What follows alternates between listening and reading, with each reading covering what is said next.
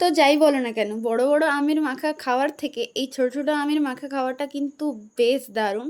কারণ হচ্ছে এই আমগুলোর বেশি টক হয় না। তো চলো আজকে আমি তোমাদের সাথে এই ছোট ছোট আমের মাখাগুলো শেয়ার করব। তো প্রথমেই দেখতে পাচ্ছ আমগুলোকে ভালো করে ছাড়িয়ে নিচ্ছি, অনেকটাই সময় লাগবে কারণ এগুলো ছোট। আর এই ছোট ছোট আমগুলো থেকে যে আমের কাঁচা গন্ধটা আসে না, তাতেই মনে হয় অর্ধেক পেট ভরে যায়। তো প্রথমে দেখতে পাচ্ছ আমগুলোকে ভালো করে কেটে ছাড়িয়ে নেওয়ার পর সেই আঁটিগুলোকে বের করে দিচ্ছি। এই দেখো আমার লাস্ট ফিনিশিং সব ছোট ছোট আমগুলোকে আমি ভালো করে ছাড়িয়ে নিয়েছি। তারপরে ছোট ছোট সরু সরু করে একদম কেটে নিতে হবে। দেখতে পাচ্ছ আমি কেটেও নিয়েছি। এক হাতে ফোনে ভিডিও করছিলাম বলে হয়তো তোমাদেরকে সবটা দেখাতে পারছি না। তো তারপরেই নুন আর লঙ্কাটা মাকে বললাম মাখিয়ে দিতে, তো মা লঙ্কাটা মাখিয়ে দিচ্ছে। আমার এই আম মাখাতে কাসুন্দি একেবারেই ভালো লাগে না, কাদের কি ভালো লাগে আমি জানি না।